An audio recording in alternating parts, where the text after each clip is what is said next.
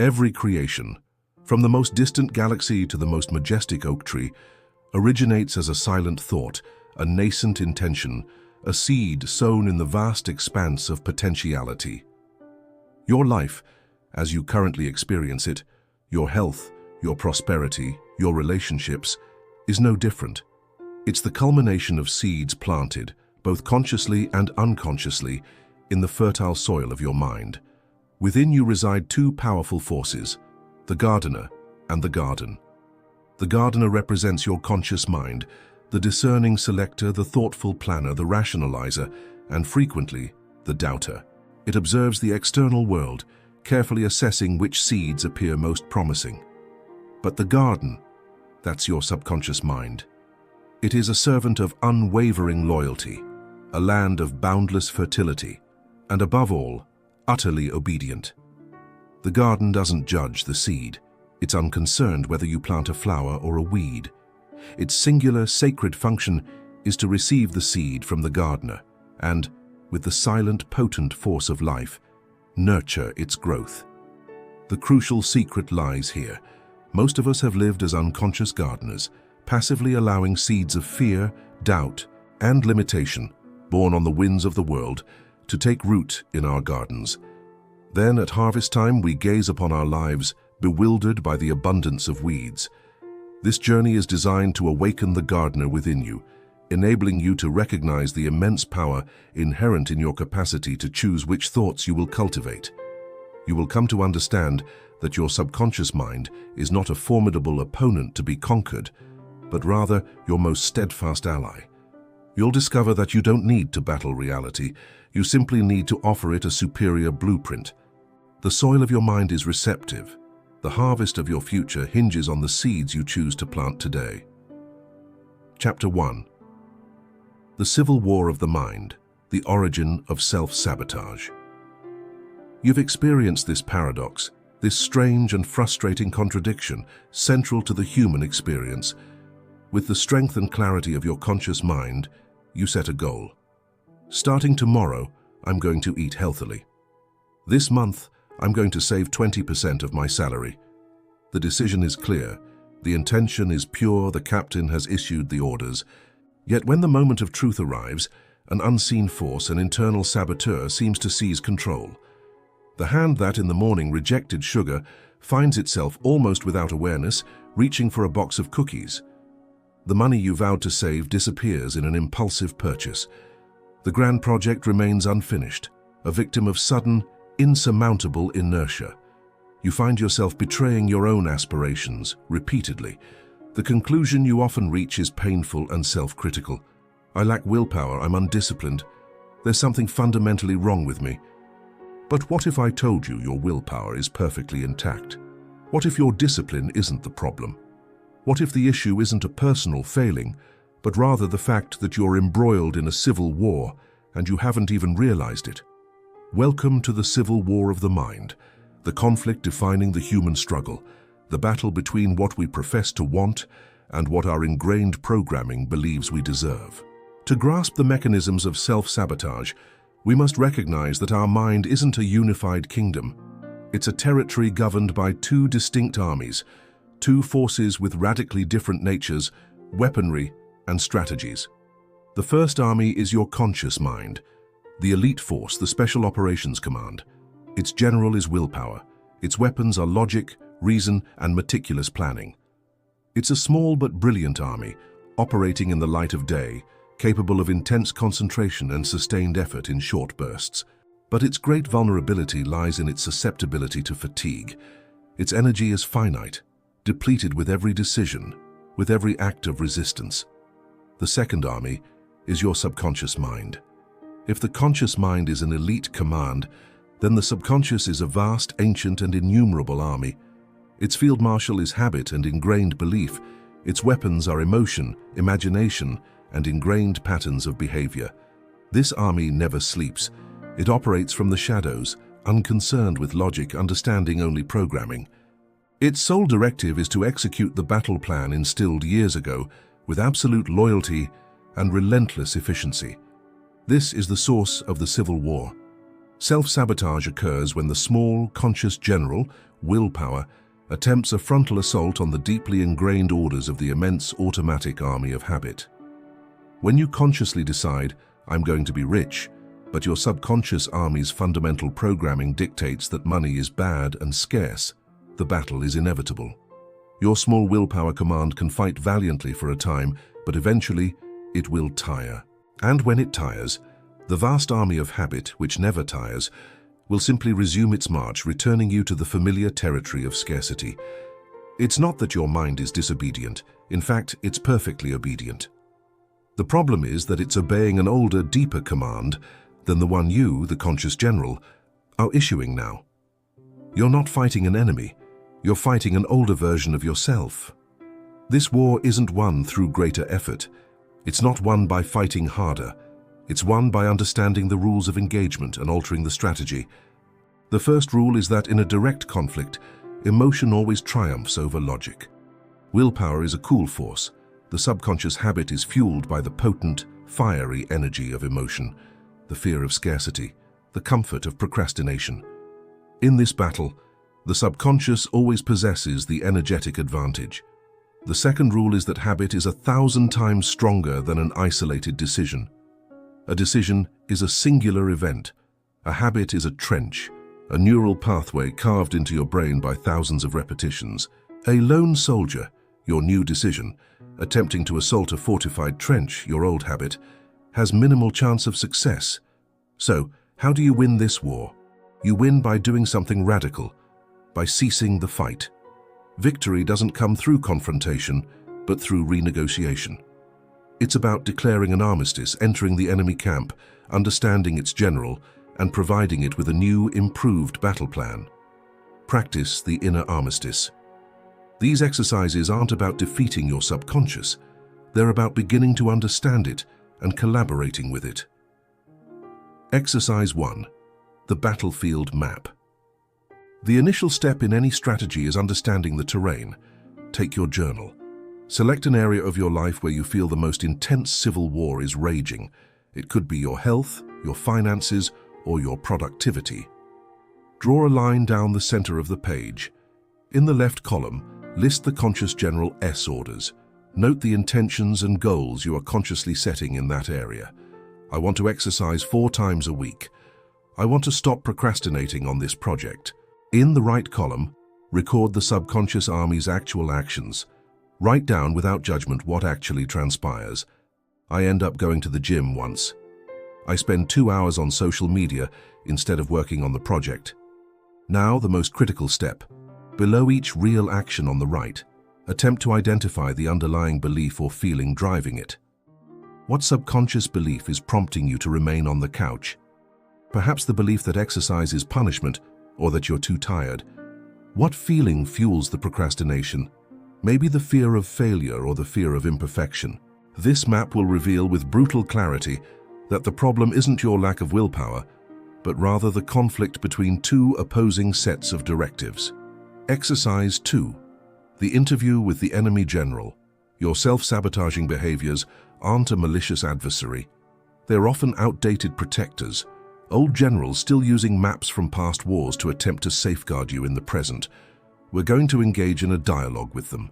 Select one of your self-sabotaging behaviors from the list above. Now in your journal, conduct an interview with it. Personify it. Give it a name if you wish. Ask kind, curious questions. Dear procrastination, I understand you're here. What are you attempting to protect me from? What's the worst-case scenario you envision if I begin working on this project right now? What do you believe would happen if the project wasn't perfect? Record the answers that emerge. You'll be surprised by the protective, albeit distorted logic concealed behind your most irrational behaviors. Procrastination might respond, "I'm protecting you from judgment. If you don't start the project, it can never be criticized. If you don't finish, it can never be imperfect." This exercise transforms the saboteur from an enemy into a misunderstood ally. It's the first step toward being able to assign it a new role, one aligned with your current aspirations. Self-sabotage isn't a sign of weakness. It's a symptom of internal conflict, a misalignment between a conscious desire and subconscious programming. The war isn't won by fighting harder against yourself. It's won by declaring an armistice, comprehending the rationale of both sides, and ultimately unifying your two armies under a single banner. Chapter 2. The Origin of False Decrees. How your script was written. At birth and throughout our first 7 years of life, our minds operate radically differently than in adulthood. Our brains function predominantly in theta brainwaves, a state of profound receptivity akin to hypnosis. During this period, our conscious and critical mind, the gatekeeper, hasn't fully developed its capacity for reason. A child doesn't analyze the world, they absorb it.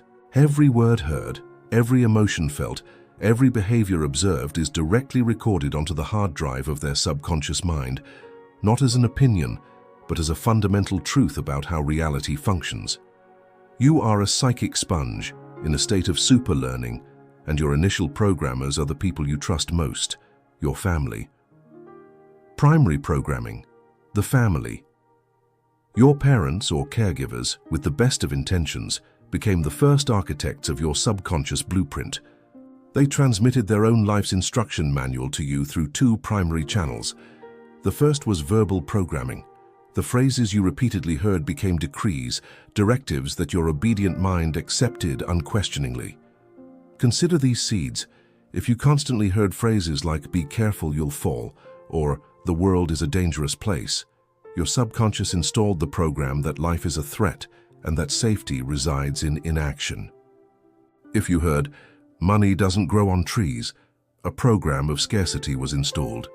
If your sadness was met with "good boys don't cry," you were programmed to repress certain emotions. The labels placed upon you, even affectionate ones, became your identity. Your subconscious accepted these labels as a description of your fundamental self. But the second form of programming, the non-verbal, was infinitely more potent: modeling. It's not about what your parents told you to do, it's about what you witnessed them do. A child learns more from the emotional atmosphere of their home than from any sermon. Did you observe your parents confront problems with calm or with anxiety? That became your default programming for adversity. Did you witness a relationship based on respect or on conflict? That became your template for love. What was the energetic atmosphere of your home surrounding money? Was it one of gratitude or of constant worry? That became the frequency of your prosperity magnet. You absorbed not just their words, but their state of being. You learned their relationship with reality. It's crucial to understand that this programming, even if limiting, was almost never malicious. Your parents imparted the rules they themselves had learned, the survival strategies that had worked for them. They gave you the map they possessed, sincerely believing it was the best way to protect you. Secondary programming, the system. Once we leave home, the programming continues. The system takes over, reinforcing and adding new layers to the script. The educational system teaches us to value the correct answer over the creative question, to fear mistakes, symbolized by the teacher's red pen, and to seek validation from external sources rather than from our own internal satisfaction. Then the cultural matrix, media, advertising, social networks, finishes the job, bombarding us with thousands of daily suggestions about how we should be, what we should have, and how we should feel to be accepted and happy. It programs us to feel perpetually dissatisfied so that we continue consuming. From the fusion of all these voices, those of our parents, teachers, and culture, is born the most influential character in our inner life, the main screenwriter of our internal dialogue, the inner critic. The inner critic is the internalization of all those authority voices from our past. Its original function was, in fact, protective. It was an adaptation mechanism. The voice that told you, "Don't do that, or Mom will get angry," was attempting to help you avoid pain and rejection, ensuring your survival within the tribe. The tragedy is that this guardian never receives the memo that you've grown up.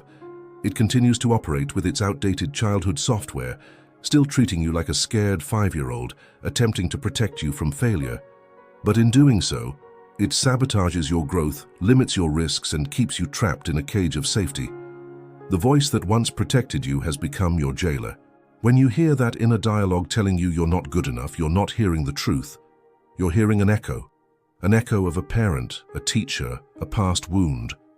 And liberation begins with the realization that you don't have to believe in echoes. Practice the archaeology of your script. These exercises are designed to help you identify the origin of your programming. This isn't about blame, it's about understanding. Understanding is the first step toward liberation. Exercise 1. The echo of voices. This is a tracing exercise. Take your journal. List the 3 to 5 most recurring negative beliefs you hold about yourself or about life. I am not worthy of love. Success is for others. I can't trust people. Now, for each of those beliefs, close your eyes. Repeat the phrase to yourself slowly and ask yourself this question: whose voice is this originally? Is it my father's voice, my mother's, a teacher's, a childhood friend's? Don't seek a logical answer. Pay attention to the first image, the first memory, or the first sensation that arises. Often, you'll be able to identify the source of the program. Next to each belief, write the name or source you've identified. This simple act creates a separation.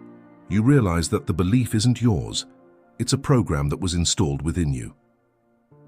Exercise 2. The unwritten rules of your tribe. Every family is a tribe with a set of invisible rules for survival and acceptance. Your subconscious continues to obey these rules. Think about your family of origin.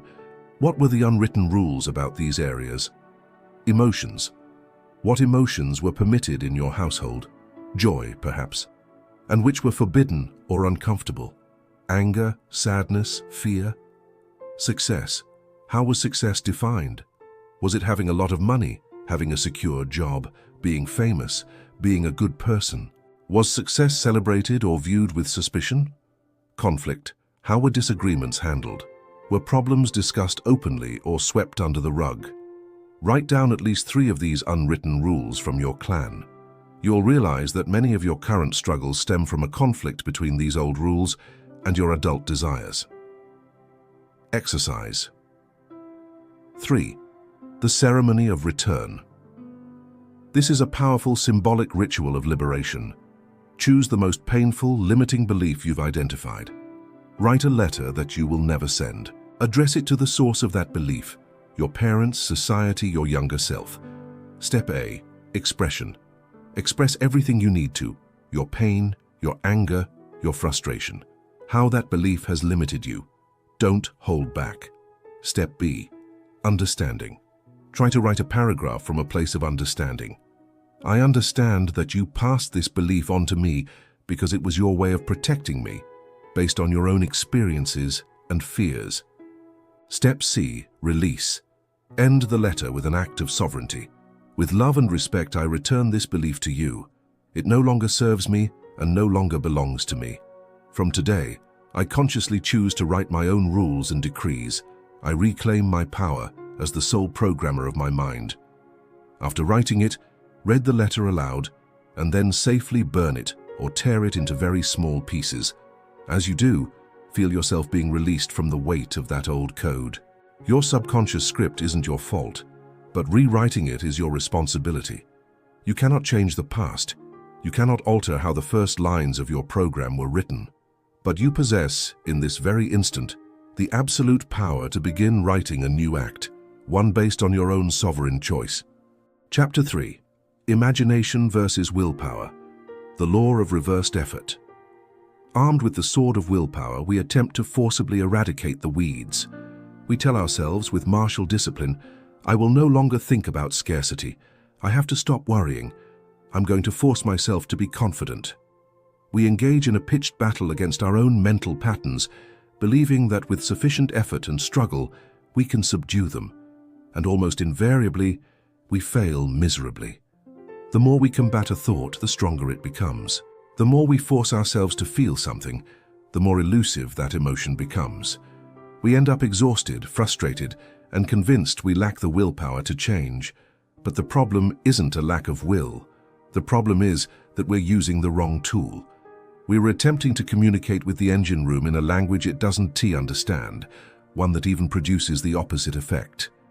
The French psychologist Émile Coué formulated a fundamental law of the mind that perfectly explains this, the law of reversed effort. This law states that when the will and the imagination are in conflict, the imagination invariably wins, without exception. Let's consider a simple example. Imagine a wooden plank, 10 meters long and 1 meter wide, placed on the floor. Could you walk on it from one end to the other without falling? Of course, with complete ease, it requires almost no effort of will. Now imagine that same plank placed between the rooftops of 200-story buildings. Could you walk on it now? Your will, your conscious desire to cross, is the same, but now your imagination has entered the equation. You begin to imagine the fall, the emptiness, the terrible end. The harder you try to force yourself to walk, the more vivid the images of falling become. Your imagination of failure paralyzes your will for success. The conflict has begun, and imagination will always win. This principle operates in every aspect of our lives. When you try to force yourself to sleep, your imagination fills with images of you tossing and turning, resulting in insomnia. When you try to force yourself to recall a forgotten name, your mind goes blank. It's only when you surrender and stop trying that the name suddenly appears. The struggle, the forced effort, the tension, these are the language of the conscious captain. But the subconscious doesn't respond to force. It responds to a far more subtle, ancient and powerful language, the native tongue of the subconscious. If we want to communicate effectively with the engine room, we must stop shouting orders in the Captain S language and begin whispering in the Crew S native tongue. This language is composed of 3 main elements. The first is images and symbols. The subconscious mind thinks in pictures. It's pre-verbal. If I say, "Don't think about your house," it's too late. The image of your house has already appeared. The image is instantaneous and holistic. The subconscious doesn't process negatives well. When you say, "I don't want to be sick," the image your subconscious receives is sickness. This is why visualization is so powerful. The second element is feeling and emotion. Feeling is the water that makes the seed of thought germinate. The subconscious is the emotional mind. You can have a mental image of a bank account with $1 million, but if you feel anxiety, the message your subconscious receives isn't $1 million, but anxiety and lack. Emotion is the signature that validates the order. An image with no emotional charge has little power, but an image, even a blurry one, if charged with the feeling of joy, peace, or gratitude, is a top priority command. The third element is stories and metaphors. The subconscious loves narratives. A simple story can bypass the critical filter of the conscious mind and plant a powerful idea directly. This is why parables and myths have been the most powerful teaching tools for millennia. When you listen to a story, your conscious mind relaxes, but your subconscious absorbs the message. Telling yourself a new story about your life is one of the most effective ways to rewrite your internal script. Images, feelings, and stories. This is the language we must learn to speak. And the faculty that allows us to use this language is imagination. We often consider imagination a form of childish escapism. Nothing could be further from the truth. Imagination, when used in a disciplined way, isn't an escape from reality. It's the workshop where the reality of the future is forged. Every bridge, every symphony, every business first existed as an image in someone's imagination.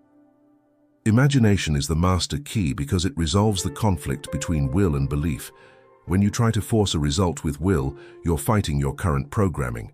But when you use imagination, you simply create a new blueprint. The conscious mind registers it as merely imagining and offers no resistance. But the subconscious mind, which doesn't distinguish between a real and an imagined experience, accepts that blueprint as a new command. It begins to work immediately to transform that image into your physical reality. The most powerful use of imagination is to evoke the feeling of the wish fulfilled. Don't imagine the process of achieving your goal. Imagine the final scene.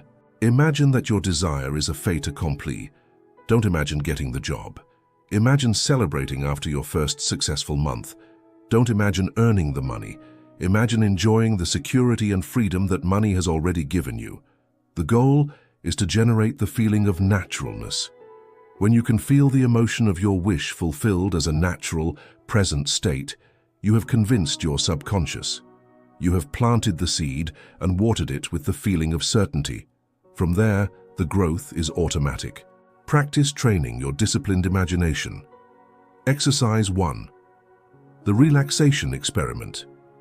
This simple exercise will provide you with a direct physical experience of the law of reversed effort. Step A. Effort. Sit comfortably and try to force yourself to relax. Clench your fists, tense your shoulders, and mentally order yourself, I have to relax now. Observe what happens. You'll become even more tense. Your will and your state are in conflict. Let's move to step B, imagination. Now release all tension. Instead of forcing yourself to relax, simply begin to imagine. Picture yourself floating in a warm pool on a sun-drenched day. Feel the water gently caressing your skin. Don't strive for relaxation. Simply immerse yourself in this imagined scene and the sensations it evokes. Notice how, without any conscious effort, your muscles begin to loosen and unwind. You've successfully employed the correct terminology. Exercise 2 involves mental rehearsal. Select a small upcoming event that tends to cause you a bit of anxiety. Rather than allowing worry to consume you, you're going to conduct a positive mental rehearsal. Close your eyes for 2 minutes. Envision the scene, not as it might unfold based on your anxieties, but precisely as you would ideally like it to happen. Don't concentrate on the exact words you might use. Focus instead on the feeling. Imagine yourself feeling completely calm and self-assured. Visualize the other person as receptive to your ideas and open to your suggestions. Feel the profound satisfaction you'll experience at the conclusion of the meeting.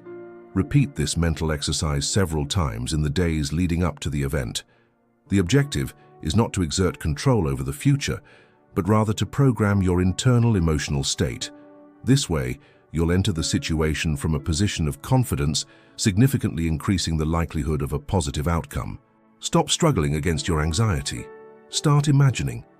Your imagination serves as a master key, effortlessly unlocking the door to inner peace and positive change. It is your direct line of communication with the creative power of your subconscious mind, a powerful force patiently awaiting your instructions to begin its work. Chapter 4. The Art of Scientific Prayer. Autosuggestion. The most effective and potent tool for achieving this is what Joseph Murphy termed scientific prayer. It's crucial to clarify this term. It's not prayer in the traditional religious sense. It's not a supplication directed at an external deity. It's scientific in that it adheres to a specific law, a precise methodology. It's the art of autosuggestion honed to its peak effectiveness. Autosuggestion is the act of consciously selecting the ideas, the seeds, that you wish to plant in the fertile ground of your subconscious mind. It's the process of becoming your own, most influential programmer, shaping your reality through the power of your own thoughts. The principle is simple, yet its power is limitless. Every suggestion repeated with sufficient frequency and infused with sufficient emotion is eventually accepted by the subconscious and transforms into a deeply held belief. And once it becomes a belief, the subconscious, that faithful and tireless servant, will utilize all its resources to manifest it in your reality. Autosuggestion is not merely superficial positive thinking, it's a precise, surgical technique for rewriting your internal programming. For an autosuggestion or affirmation to be truly effective, it must adhere to a specific set of principles. The failure of affirmations for many people stems from neglecting these essential guidelines. The first principle is simplicity and clarity. Your subconscious mind is akin to a child. It doesn't respond well to complexity, lengthy sentences, or abstract concepts. It requires clear, concise, and direct instructions. An affirmation like, I am in the process of developing a multifaceted strategy to improve my financial situation, is ineffective. It's too lengthy and intellectual. Your subconscious will simply tune it out. In contrast, an affirmation such as, money flows to me easily and constantly, is infinitely more powerful. It's simple, direct, and paints a clear, vivid mental image. The second principle is the use of the present tense. This is perhaps the most common mistake. We often frame our desires in the future tense. I will be rich, I will get that job, I will be healthy. By doing so, we're giving a very specific instruction to the subconscious to keep that desire firmly planted in the future. And the subconscious, ever obedient, ensures that wealth, the job, or health remain just beyond reach, always on the horizon but never fully present. The subconscious operates solely in the eternal present. To effectively impress upon it your desires, you must formulate your affirmation as if your desire were already a fully realized accomplishment. Not, I will be, but I am. Not, I will have, but I have. By affirming your desire in the present tense, you create the sensation that it's already a reality on the mental plane, the only plane your subconscious truly understands. The third principle is emotional charge. As previously discussed, a thought devoid of emotion is a seed without water. You can repeat a phrase 1,000 times, but if you do so mechanically, it will have minimal effect. The key to enabling an affirmation to penetrate the subconscious is to feel the emotion inherent in the affirmation as if it were already true. Before you begin repeating your affirmation, take a moment to evoke the associated feeling. If your affirmation is, I am a success, close your eyes for a moment and ask yourself, how would I feel if this were absolutely true right now? You might feel calm, confident, grateful, joyful. Connect with that emotion. Allow it to wash over you, to fill your body, and then, from that emotional state, begin repeating your affirmation. Now, the words are not merely words. They are powerful vehicles laden with the energy your subconscious requires to begin the process of manifestation. The fourth principle is persistence. Planting a seed once and expecting an immediate harvest is unrealistic. Subconscious reprogramming isn't a one-time event. It's an ongoing process. It necessitates consistent and persistent repetition to overcome decades of ingrained, limiting beliefs. Imagine your old, limiting beliefs as deep ruts in a dirt road. A single pass by a new car won't create a new path. You need to repeatedly traverse the new path day after day until the new groove is deeper and easier to follow than the old one. Repetition cultivates habit, and habit solidifies into belief. Bearing these four principles in mind, simplicity, present tense, emotional charge, and persistence, we can construct incredibly powerful affirmations for any aspect of our lives. Let's practice constructing your master affirmations. This exercise will guide you in creating your own personalized auto-suggestions. Step 1. Identify your goal. Choose a specific area of your life you wish to transform. Be precise. Don't choose something vague like, I want to be happy. Opt for something more concrete. For example, I want to be more confident in my professional skills. Step 2. Transform your desire into a fact. Take your goal and rewrite it as a short, clear affirmation in the present tense. If your goal is, I want to be more confident, the affirmation becomes, I am secure and confident in my work. If your goal is, I need more money, the affirmation becomes, money comes to me in abundance and without effort. If your goal is, I hope to find a harmonious relationship, the affirmation becomes, I am in a wonderful relationship based on love and mutual respect. Step 3. Add the emotional charge. Now, incorporate a phrase that describes the feeling of your wish already fulfilled. This personalizes the affirmation and makes it significantly more potent. For example, I am secure and confident in my work, and I feel a deep sense of calm and competence in everything I do. Money comes to me in abundance and without effort, and I feel immense gratitude and freedom. I am in a wonderful relationship based on love and mutual respect, and I feel completely happy and fulfilled. Step 4. The imprinting ritual. Now that you've crafted your master affirmation, you need a ritual to consistently implant it into your subconscious. The most effective method is what Joseph Murphy called the lullaby technique. Choose a specific time. The ideal time is at night, just before you drift off to sleep, in that drowsy state where your conscious mind is beginning to shut down. Prepare yourself. Lie down comfortably. Relax your body. Repeat your affirmation like a lullaby. Start repeating your affirmation over and over, softly or mentally. Do it passively, gently. The key is to attain a state of passive acceptance where you're no longer actively trying to believe, you're simply absorbing the idea. Fall asleep with that feeling. The objective is for the last conscious thought you have before sleeping to be your affirmation, and above all, the feeling that accompanies it. This way, your subconscious mind will work on that idea throughout the night. Perform this ritual every night with unwavering persistence. Remember that you are reversing years of ingrained programming. Be patient and trust the process. Overcoming common obstacles. During your practice, you may encounter resistance from your conscious mind. This is perfectly normal. It will likely tell you that you're lying to yourself. This is a common occurrence. It's the old, ingrained patterns of thinking trying to maintain control. When this happens, don't engage in a battle with that voice. Simply acknowledge it kindly and then gently return to your practice. With each repetition of your affirmation, you're weakening the authority of those old patterns of thought and strengthening your direct connection to the creative power of your subconscious mind. Another obstacle is impatience. We crave immediate results, but growth in nature follows its own rhythm. You don't unearth a seed every day to check its progress. You plant it, you water it, and you trust that the natural laws of growth will do their work. Similarly, once you've planted your affirmation in your subconscious, release the need to see immediate results. Continue your practice with quiet faith, knowing that you've set an infallible law in motion. Autosuggestion is the act of consciously choosing the seeds you wish to see flourish in your life.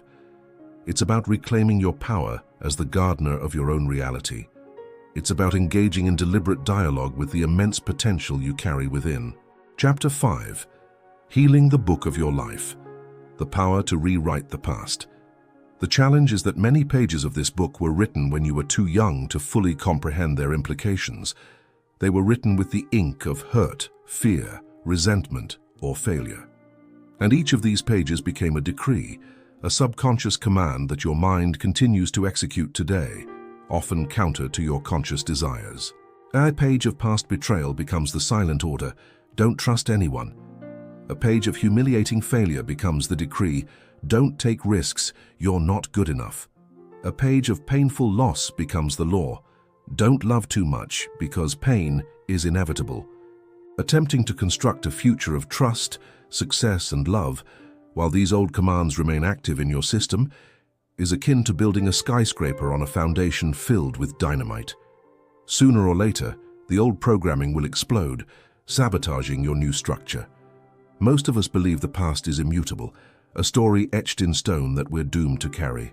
But the most liberating truth offered by psychology and spiritual wisdom is this: you cannot change the facts of the past, but you possess the absolute power to alter their meaning. And by changing their meaning, you change their power over you. Healing the book of your life isn't about erasing the pages. It's about becoming a wise editor. It's about taking those old stories of pain and adding a new chapter, a new conclusion, one that empowers and serves you. It's about providing your obedient mind with a new interpretation of the story, a new command regarding how it should feel and react to those old memories. This is the art of subconscious healing, and it's practiced through 3 fundamental acts of rewriting: forgiveness, reinterpreting failure, and releasing guilt. Forgiveness, as explored here, isn't a moral act intended to absolve the other person. It doesn't mean you condone their actions, nor does it require you to re-engage with them in your life. Forgiveness is an act of sacred selfishness. It's the act of severing the chains that bind you to your own pain. It's a command you give yourself to finally be free.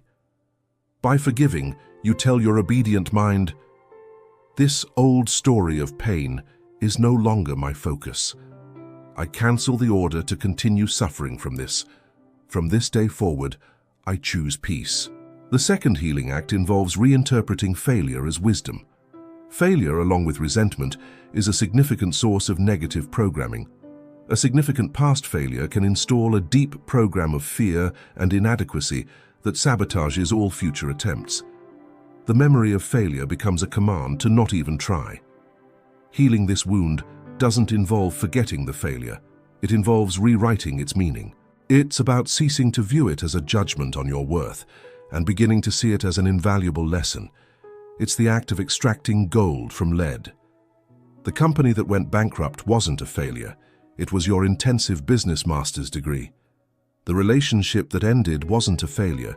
It was the training that taught you what you truly value in a partner. By reinterpreting failure, you give your subconscious a new story, a new command. The command is no longer, I failed, therefore I am a failure. The new command is, I learned, therefore I am wiser and stronger.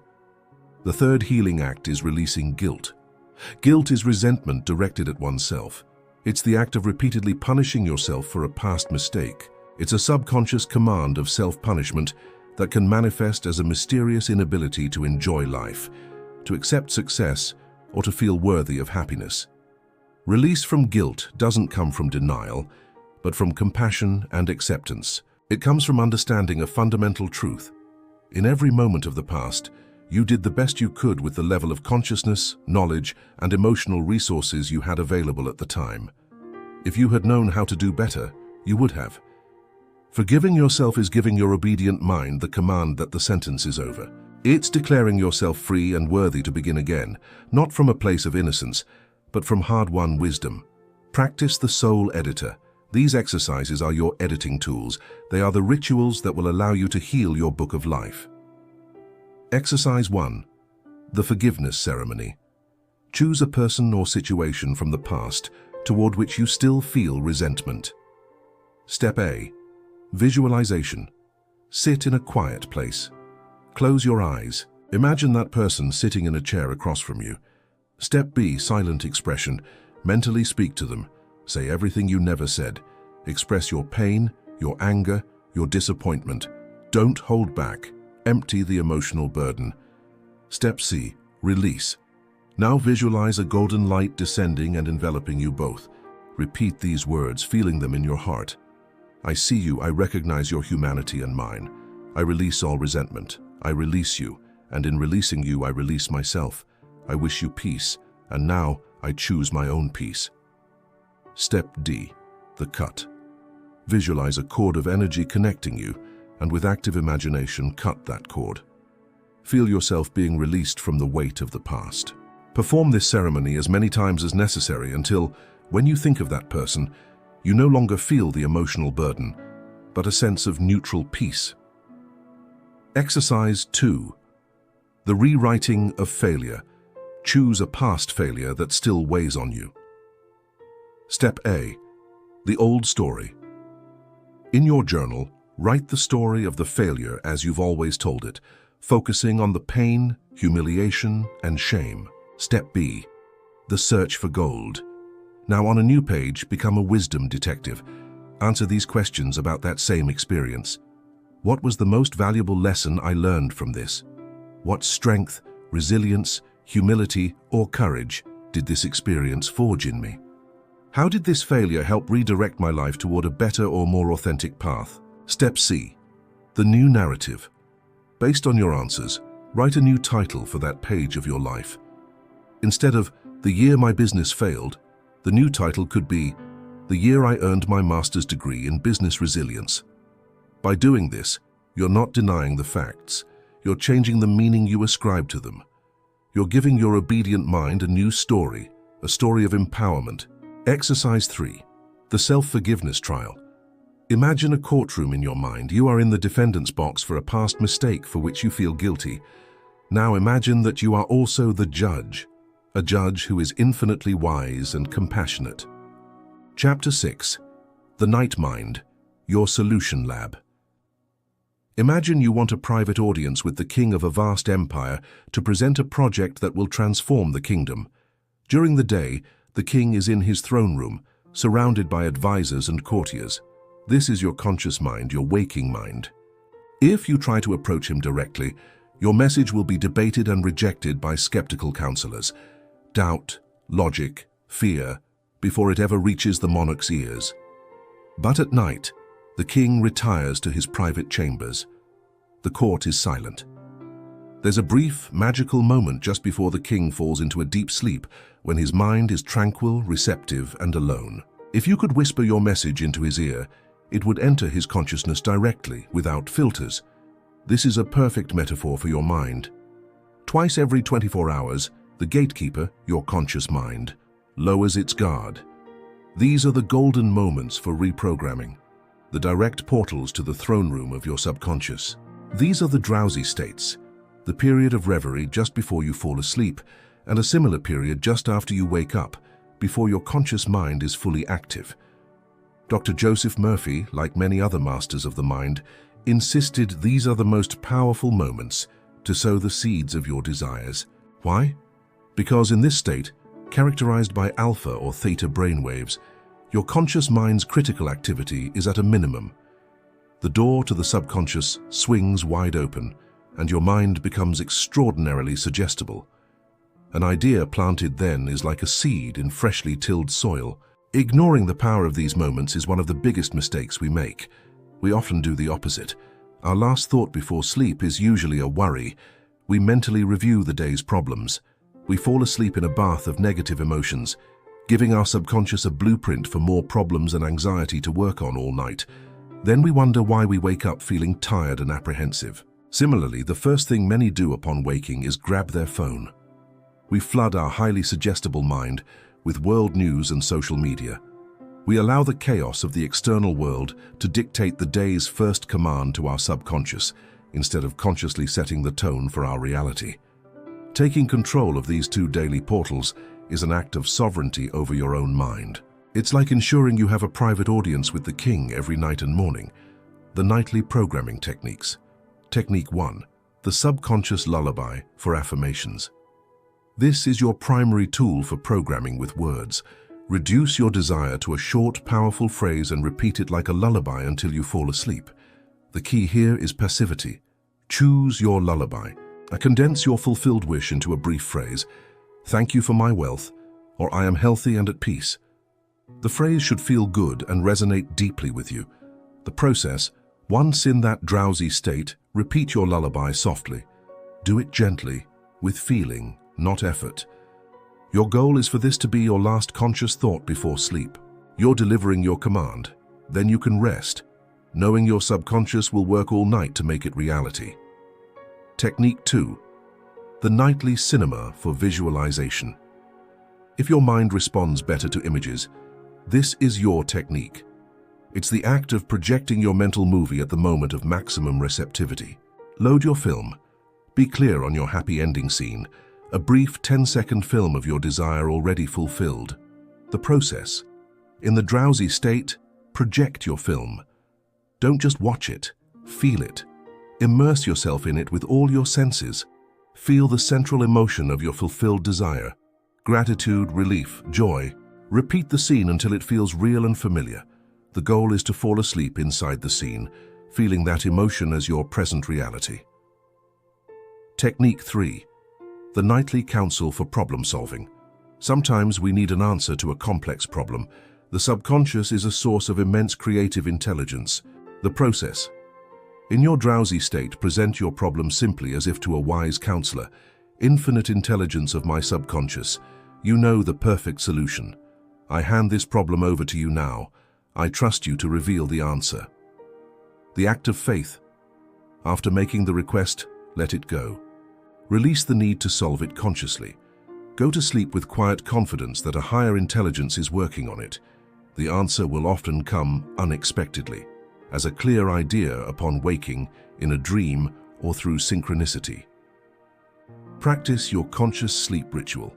Exercise 1. The sleep sanctuary. Your bedroom isn't a second office. Create an environment that signals to your brain it's time to relax. The 1 hour before rule. Disconnect from screens an hour before bed. Blue light suppresses melatonin. Instead, read, listen to music, or talk to a loved one. Total darkness. Ensure your room is as dark as possible. Darkness is the most powerful signal for your brain to initiate sleep. Exercise 2. Choose your nightly technique. Don't try all 3 at once. Choose one that aligns with your current main goal. For a new general belief, wealth, confidence, use the subconscious lullaby. For a specific visual desire, a new house, use the nightly cinema. For a problem needing clarity, use the nightly counsel. Commit to that one technique every night for at least a month. Exercise 3. The Dawn Journal. Place a notebook by your bed. The golden rule: upon waking, before you move or touch your phone, stay still. The reception: pay attention to any ideas or feelings present in your mind. This is often your subconscious's response. The capture: immediately write down anything that arises. The ideas in this state are often the most valuable. Don't rely on your memory. Your day ends, but your mind never rests. Sleep isn't a pause in creation, it's when the deepest work is done. By taking conscious control of the portals of sleep and waking, you stop being a part-time programmer. You become a 24-hour architect of reality, sculpting your destiny even while you sleep. Chapter 7. Building the habit of happiness, the order of joy. We've been programmed with a false universal decree that happiness is a destination, a prize granted to us if and when we meet certain external conditions. I'll be happy when I get the promotion. I'll be happy when I find the perfect partner. This belief turns happiness into a carrot on a stick, always in front of us, always just out of reach. It condemns us to a life of perpetual searching, to being victims of circumstances, waiting for the external world to organize itself perfectly, to finally give us permission to feel good. The truth, from the perspective of the obedient mind, is radically different. Happiness isn't a destination, it's a habit. It's not a reward, it's a command. Joseph Murphy taught that happiness is our natural condition, and unhappiness is simply the result of having installed a faulty mental program. For many of us, our mind's default program is worry and complaint. Our subconscious has become an expert at unhappiness because it's what we've practiced most. As a faithful servant, it presents us with a reality that perfectly matches that inner state. The path to a happy life isn't about changing the external world. It's about uninstalling the habit of unhappiness and deliberately installing the habit of joy. This isn't about forcing a smile when you feel bad. It's about conscious training to teach your subconscious mind to choose happiness as its new default state. Neuroscience supports this idea. Each time you choose a thought of gratitude over a thought of complaint, you're strengthening the neural pathways associated with happiness and weakening those associated with unhappiness. This is the power of conscious choice in shaping your internal landscape and, consequently, your external reality. You are literally rewiring your brain when you actively choose to address a complaint. You're weakening established neural pathways associated with stress and simultaneously strengthening new pathways linked to the release of serotonin and dopamine, the neurochemicals of happiness. With each conscious thought, you're physically building the neurological infrastructure of joy. Your mind, remarkably obedient, awaits your instructions. If your habitual command is that life is difficult and stressful, it will flawlessly execute that self-fulfilling prophecy. However, if you consistently and convincingly instruct it to prioritize happiness and peace, it will execute that command with equal precision. These are the commands of happiness. Cultivating the habit of happiness is an active, ongoing process. It demands the strategic implementation of specific techniques to disrupt ingrained patterns and establish new, more positive ones. Command 1 is the morning decree. The initial hour of your day holds significant weight. The mental state you establish often dictates the emotional tone for the subsequent 16 hours. An unconscious gardener might passively allow the first seeds of worry or negativity to take root from early morning news or anxieties. Conversely, a conscious gardener intentionally plants seeds of happiness during this period of heightened receptivity. The method is deceptively simple, yet profoundly effective. Upon waking, before your conscious mind fully engages, issue a command. Place a hand on your heart and state, either aloud or silently, with unwavering conviction, "I choose happiness today." I instruct my subconscious mind to interpret all events today in a way that brings me peace and joy. My mind is a magnet for goodness, beauty, and harmony. And so it is. This isn't merely a pleasant affirmation, it's a decree, a captain issuing the day's initial navigational order. Command 2 emphasizes a conscious mental diet. It's impossible to foster a habit of happiness while continuously feeding your mind mental junk food. Happiness thrives in a clean, uncluttered environment.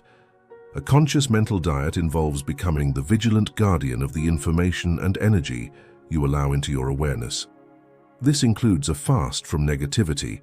This isn't about ignoring the world's challenges, but rather ceasing the passive, recreational consumption of negativity. Significantly reduce your exposure to news, particularly sensationalist news. Stop participating in complaining. Complaining is a potent affirmation of helplessness. When the urge to complain arises, pause and consciously opt for silence or reframe the situation to identify a valuable lesson. Be discerning in your social circles. Minimize time spent with chronically negative individuals. Their vibrational state is infectious. Instead, seek the company of those who uplift and inspire you, those who embody the joy you wish to cultivate.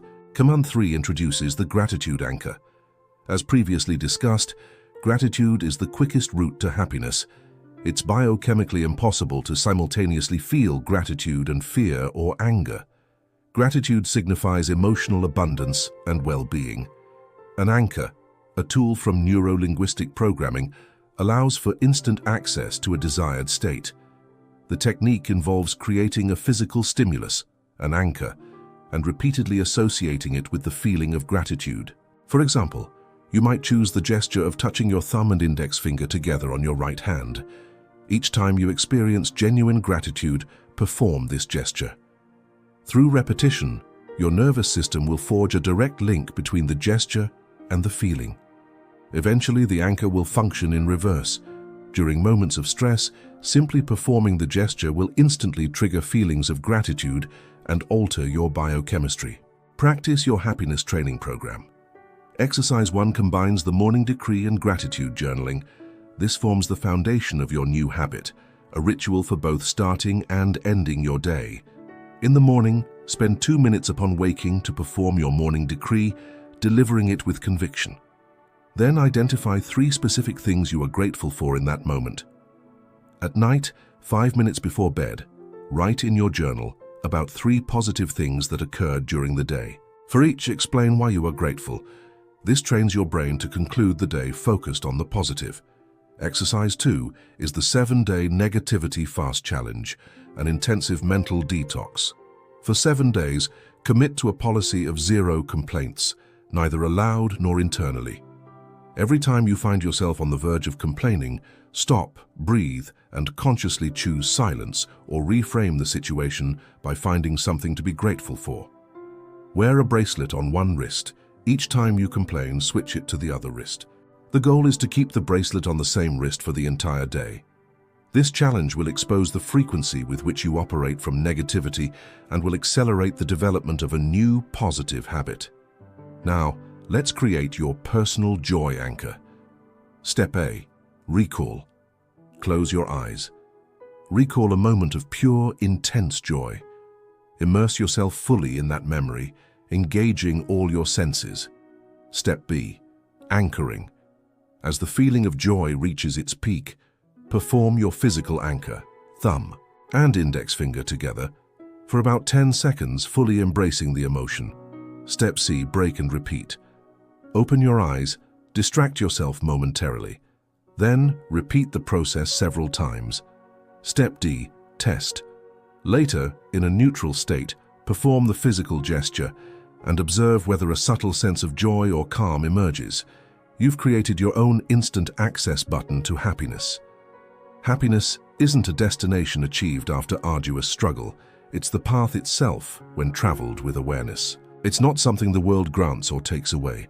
It's a command you, as the sovereign ruler of your mind, choose to issue to your devoted and obedient servant. You alone possess the power to select the soundtrack of your own existence. By cultivating happiness as your default state, you not only transform your present experience, but also open a direct channel to a higher intelligence operating at the same frequency of joy and expansion. In the next chapter, we'll explore how to connect with this infinite wisdom to receive guidance, inspiration, and creative solutions. Chapter 8. The connection to infinite wisdom. Your mind as an oracle. Infinite wisdom is the underlying intelligence of the universe. It's the universal mind, the field of consciousness from which all things originate. This intelligence isn't separate from you. Your subconscious mind is, in fact, an individualized expression of it. Let's use an analogy. Your conscious mind is like a powerful but limited computer, while your subconscious mind acts like its network card. Its function isn't merely to process local data, but to connect to the infinite network of the internet, infinite wisdom. Most of us live with this connection turned off, operating solely with the limited data of our personal experience. We struggle to find solutions using only the logic of our conscious processor, unaware that we possess access to an infinite database containing the answers to any question. Activating this connection is akin to transitioning from a simple personal computer to a terminal with access to a cosmic supercomputer. It involves harnessing your subconscious to receive novel, creative, and unexpected information, effectively turning your mind into an oracle. This communication doesn't arrive as a logical treatise. It comes through the inherent language of the subconscious. Intuition, that silent certainty, inspiration, those creative solutions that appear unexpectedly, and dreams, often containing symbolic answers to questions your conscious mind couldn't solve. Your subconscious acts as the translator, taking abstract infinite wisdom and rendering it into a language your conscious mind can comprehend. But to receive an answer, you must first master the art of asking the question, the art of asking the oracle. You can't access this wisdom from a state of anxiety. You must approach your subconscious mind not as a demanding superior, but as a trusted collaborator. The process involves 3 steps. Step 1. Clear definition. The subconscious is a brilliant problem solver, but a poor mind reader. Your conscious mind must first perform its due diligence, define the problem or question with utmost clarity.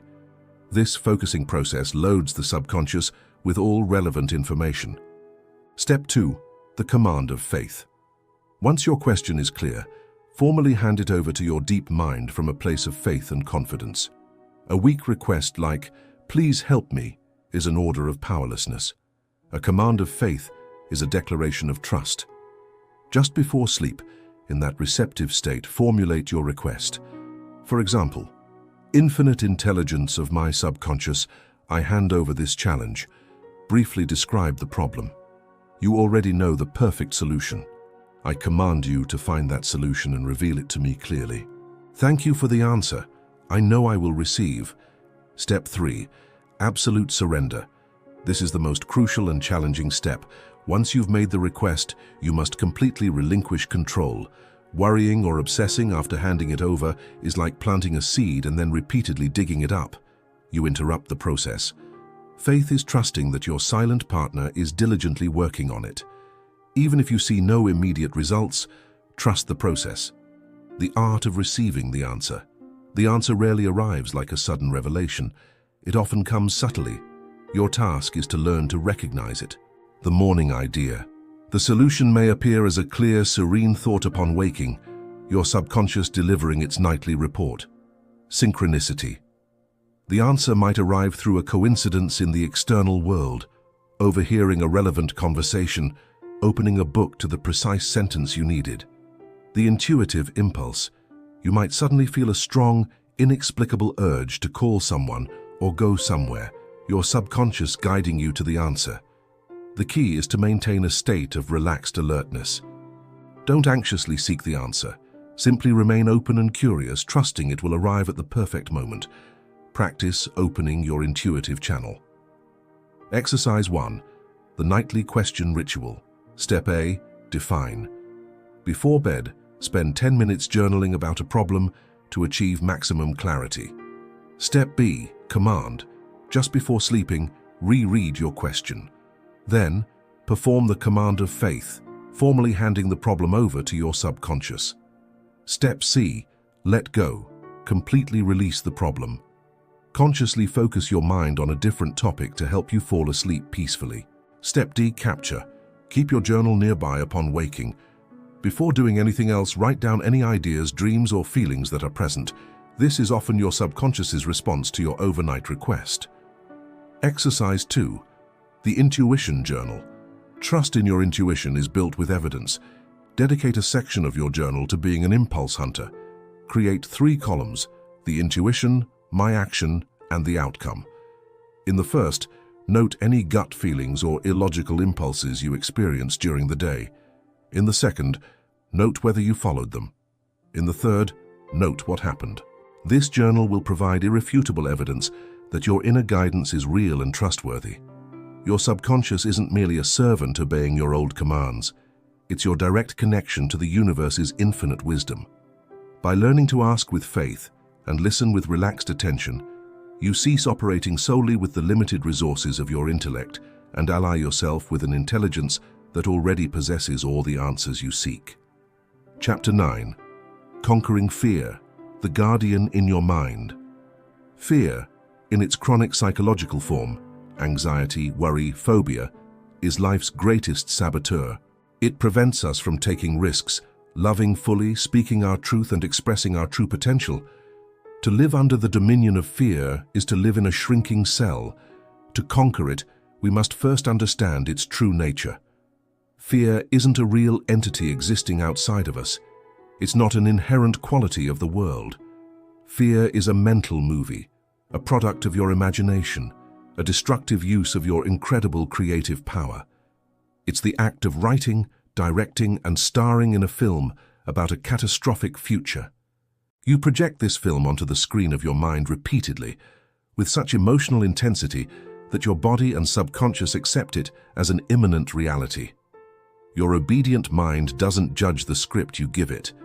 If you repeatedly feed it a script of failure or rejection, your subconscious accepts it as an order. Understood. The captain wishes to experience failure, and it mobilizes all your resources to make it so. It produces the chemistry of stress and anxiety, clouds your judgment, and leads you to act in ways that often create the very outcome you feared. You become the architect of your own destruction. You can't overcome fear by fighting it. Fighting fear is like trying to extinguish a shadow by shouting at it. You only make it larger and more real. The only way to dissolve a shadow is by turning on a light. The only way to overcome a fearful thought is by using the law of substitution. You can't simply stop thinking about something by sheer willpower, but you can consciously choose to think about something else. You can't have two opposing thoughts occupying your focused attention simultaneously. The secret isn't to combat the horror movie being projected, but to deliberately turn it off and project a different movie in its place, a movie of faith, trust, and triumph. The triumph film technique. This technique directly counteracts any limiting fear. It's the art of using the same imaginative power that creates fear to dissolve it. Step 1. Identify and name your fear. Fear thrives in vagueness. The first step is to bring it out of the shadows and confront it directly. Be specific. Don't say, "I'm afraid of failure." Specify the failure. "I'm afraid that if I give the presentation at work, I will go blank, make a fool of myself, and my colleagues will lose respect for me." Precisely naming the fear removes its mythical power and transforms it into a manageable problem. Step 2. Build the opposite scene, the happy ending. Now you become the director of a new movie. What's the triumphant opposite of your feared scenario? It's crucial that you don't merely imagine surviving the situation. You must imagine a glorious triumph. If you fear public speaking, the happy ending isn't merely completing the presentation without fainting. It's the moment afterward. Imagine enthusiastic applause, people standing, your boss shaking your hand and praising your presentation. If you fear a job interview, the happy ending isn't simply answering questions well, it's receiving the job offer. If you fear illness, visualize yourself performing a physical activity with energy and joy, feeling strong and vibrant, and giving thanks for your perfect health.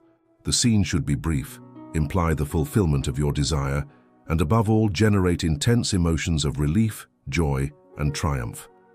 Step 3. Project it with persistence and emotion. This is the reprogramming phase. Each time a fearful thought arises, don't fight it. Acknowledge it, thank it for trying to protect you, and then use it as a reminder to project your movie. Close your eyes, even for 20 seconds, and play your triumph film. Immerse yourself in it. Feel it. Generate the emotion of victory as if it were already real. The most potent practice is to perform this projection in your drowsy state each night before sleep. Fall asleep feeling the emotion of success. Over time, The constant repetition and emotional charge of your new movie will overwrite the old fear program in your subconscious. You are issuing a new command, and your obedient mind will eventually execute it. Practice, the architect of your emotional world. Exercise 1. The Fear Inventory and Triumph Script. This exercise moves from awareness to creation. Step A. The Inventory. In your journal, list your 1 to 3 most recurring fears, those that most limit you. For each, name it with as much specificity as possible. Step B. The Script. For each fear, write the script for its triumph film. Describe the happy ending scene, detailing the sensory elements, what you see, hear, and feel in your body. And most importantly, define the central emotion you wish to feel: relief, pride, gratitude, peace. This written script will serve as a guide for your visualizations. Exercise 2. The Exorcism of a Fear. Choose one fear from your list to work on intensively for 21 days. The Commitment. For 21 days, every time that specific fear thought appears, use the law of substitution. Don't allow yourself to follow the fear's threat. Use it as a trigger to project your triumph film. The Nightly Practice. Every night, without exception, for those 21 days, your last task before sleeping will be to relax and project your triumph film repeatedly, feeling the emotion of victory until you fall asleep. This intensive training is designed to create a new neural pathway so strong that the old fear route begins to atrophy from disuse. Your external world, relationships, fears, and hopes are a direct reflection of your internal dialogue with your subconscious mind. When you stop blaming the mirror and begin working on the face reflected in it, the world has no choice but to return a new image. Harmony isn't something you find in others. It's something you cultivate within yourself and then radiate to the world. Courage isn't the absence of fear. It's the conscious and disciplined choice to nurture a thought of faith that surpasses the fear. You've received the keys to the kingdom. You've learned the laws and techniques to unlock the power of your inner giant to shape your prosperity, health, relationships, and courage. Chapter 10. The Harmonious Mind. When the captain and crew are one. What remains when the struggle ceases? What emerges when the internal civil war ends? Peace, power, harmony. We reach the culmination of our journey, the final state of mastery. The state where your conscious and subconscious minds cease being conflicting forces and become a unified team, a single mind working in perfect synergy. It's the moment when the captain and crew become one. In this state of harmonious mind, self-sabotage vanishes, procrastination dissolves, and the constant internal struggle, that exhausting battle consuming most of your vital energy, simply ends. All that wasted energy is now freed for a single purpose: the conscious creation of your life. Living from a harmonious mind has several unmistakable qualities. The first is effortless action. Things once requiring immense willpower now occur naturally. Your conscious desires and subconscious programming are so aligned there's no friction. The right path feels like the easiest path. The second is clear and constant intuition. Your connection to infinite wisdom is no longer sporadic, but an open channel. You receive guidance, inspiration, and creative solutions continuously and act on them with serene confidence without interference from the old inner critic. The third is emotional sovereignty. You're no longer a victim of your moods. You can experience the full spectrum of human emotions, joy, sadness, anger, but you no longer identify with them. You're the conscious space that observes them pass, the sky remaining impassive to the clouds. No emotion has the power to hijack or derail you. And the fourth quality is accelerated manifestation. With no conflicting orders, no war between what you ask for and what you believe, the signal you emit to the universe has absolute clarity and power. As a result, the time between planting an idea and its harvest is drastically reduced. Your creative power is magnified exponentially. In this new paradigm, the relationship between your two minds is redefined.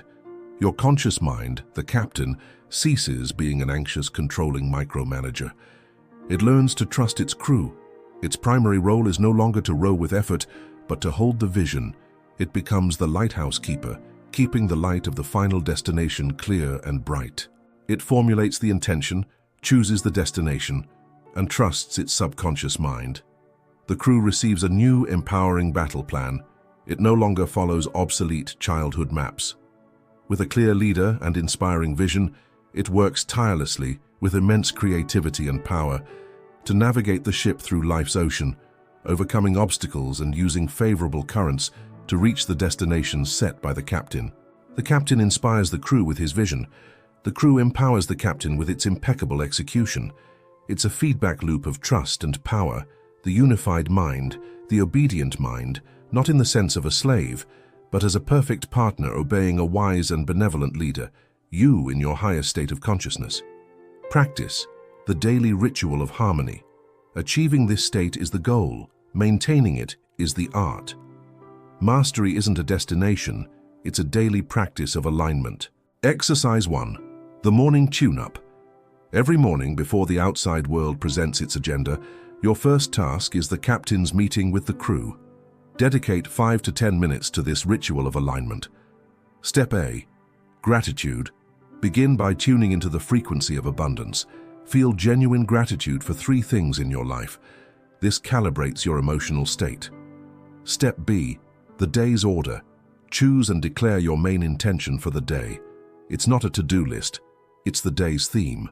It can be an affirmation like, "Today I operate from calm and confidence. This is the captain's order." Step C. The visualization. Dedicate a few minutes to projecting your mental movie of the day successfully completed. Don't visualize every detail. Feel the dominant emotion you wish to experience at the day's end.